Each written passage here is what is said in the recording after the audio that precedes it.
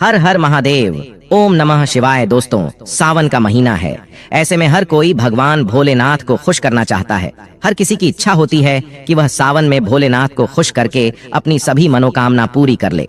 पर कई बार आप लोग कुछ ऐसी गलतियां कर देते हैं या कर बैठते हैं जिससे शिव क्रोधित हो जाते हैं। और यह तो आप सभी जानते हैं कि शिव अगर भोले हैं तो उनका क्रोध भी विनाशकारी होता है। इसलिए अगर आपने या आपके घर में किसी ने व्रत रखा है या आप सावन को पूरे विधि विधान से पूरा करना चाहते हैं तो आज के इस वीडियो में जो बातें बताई गई है उनको ध्यान पूर्वक सुन के समझ लें।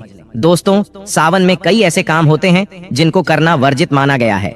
दोस्तों, सावन में या सोमवार व्रत में क्या खाएं क्या नहीं खाएं, सावन में लहसुन प्याज खाएं या नहीं, व्रत में नमक खाएं या नहीं, कौन सी गलती नहीं करनी चाहिए, पति पत्नी को दूरी क्यों बनाना चाहिए और कौन से रंग के कपड़े नहीं पहनना चाहिए, ऐसी कौन सी गलतियां हैं जिसे सावन के दौरान हमें भूल कर भी नहीं करना चाहिए।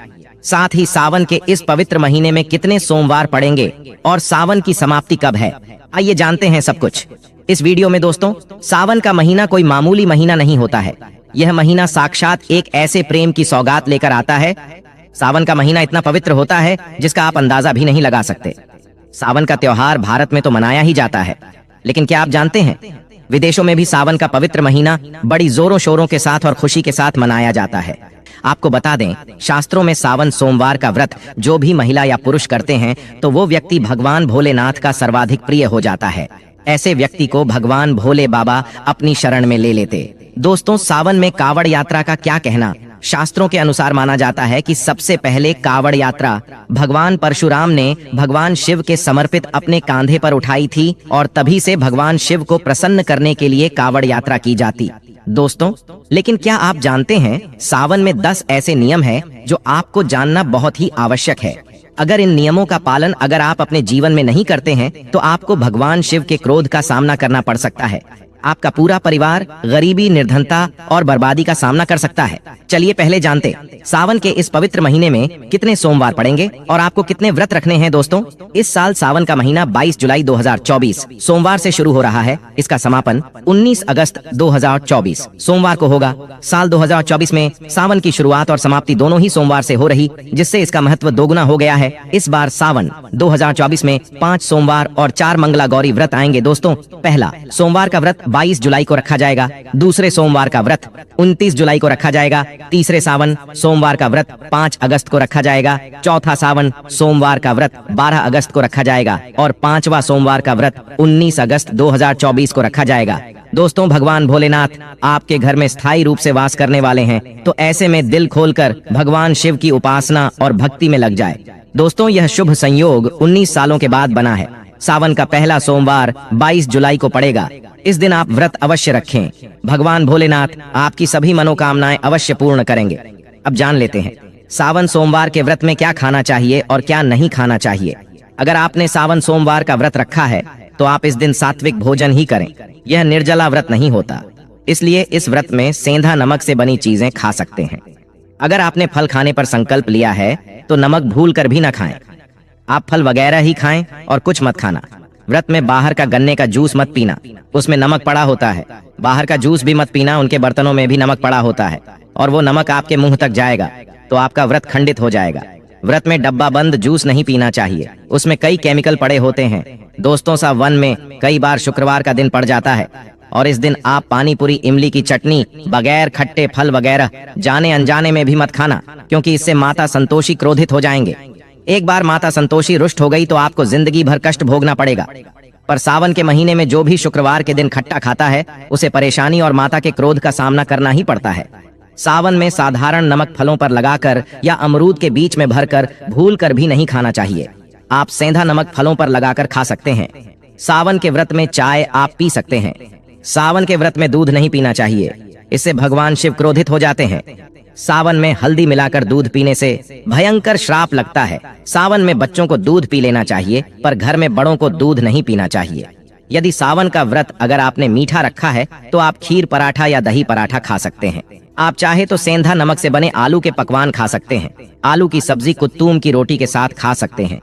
व्रतधारी को सावन सोमवार के व्रत में आटा, बेसन, मैदा, सत्तू, अन्न और अनाज का सेवन नहीं करना चाहिए। इसके अलावा अन्य किसी भी व्यक्ति को मांस, मदिरा, लहसुन, प्याज इत्यादि का भी सेवन नहीं करना चाहिए। सावन में चाहे आपका व्रत हो या ना हो, किसी भी व्यक्ति को कड़ी पकौड़ा नहीं खाना चाहिए और वही पत्तेदार सब्जियां, पालक, मेथी, लाल भाजी, बथुआ, पत्ता गोभी जैसी सब्जियां या साग सब्जियां भूलकर भी नहीं खाना चाहिए। यह जहर के समान मानी जाती है। इसमें कीड़े आ जाते हैं, सांप, बिच्छू वगैरह आ जाते हैं। और जो भी व्यक्ति सावन में बैंगन की सब्जी खाता है उस व्यक्ति को गौर पाप लग जाता है। इसी कारण लोग दवा और चतुर्दशी पर बैंगन नहीं खाते। दोस्तों, सावन के पवित्र महीने में कौन सी गलतियां नहीं करनी चाहिए? यह गलतियां पाप का भागीदार तो बनाती है, साथ ही साथ ऐसा व्यक्ति नरक में अटका रह जाता है।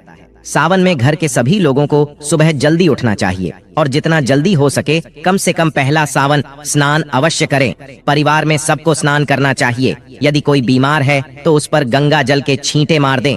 सावन में किसी भी गरीब का अपमान न करें। क्या पता उस गरीब के रूप में भगवान शिव हो, क्योंकि भगवान शिव सावन में अपने भक्तों की परीक्षा लेने आते हैं।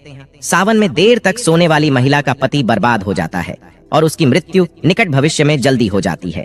इसलिए पति के उठने से पहले सावन में हर स्त्री को जल्दी उठ जाना चाहिए और भगवान शिव की पूजा करनी चाहिए। सोमवार व्रत आपको अवश्य करना चाहिए।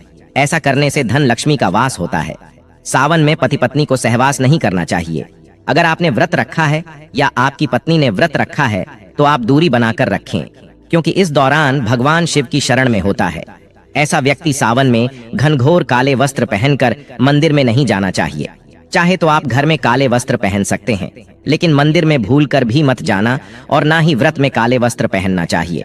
वैसे तो सावन में लहसुन, प्याज नहीं खाना चाहिए, पर यदि आपका व्रत है तो उस दिन पूरे परिवार को लहसुन, प्याज से परहेज करना चाहिए।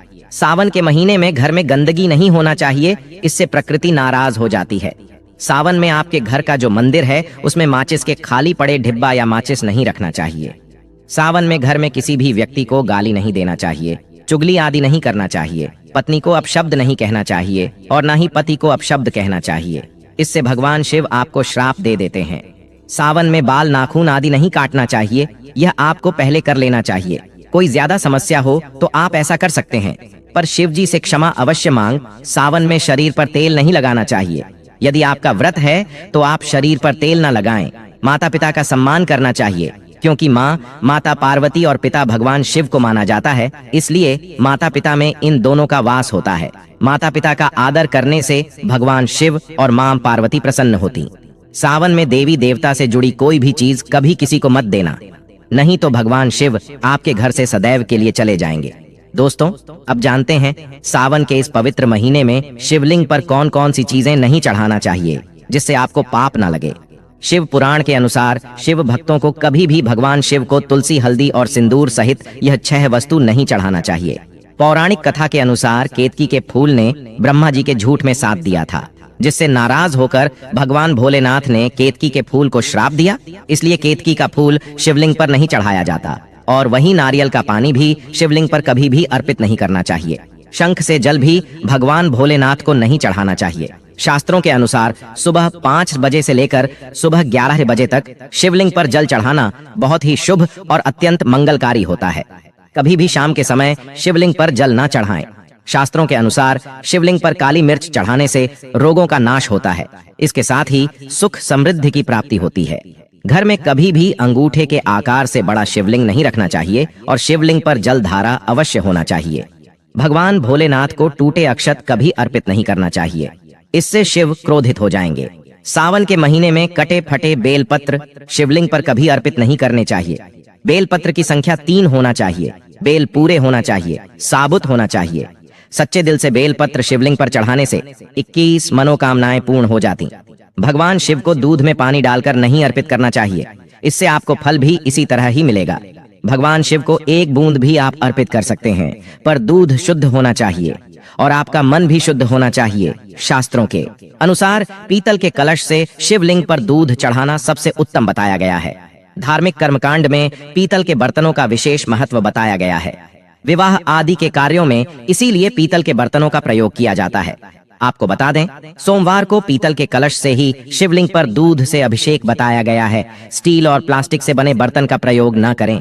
शिवलिंग पर जल चढ़ाते समय वो जल आपके पैरों के पास नहीं जाना चाहिए। अशुभ माना जाता है, उसे लांघना भी नहीं चाहिए। उसे हम जलरी कहते हैं। सावन में जल अपने घर का होना चाहिए। मंदिर से जल भरकर मंदिर में ही अर्पित नहीं करना चाहिए, इससे आपका भाग्य खराब हो सकता है।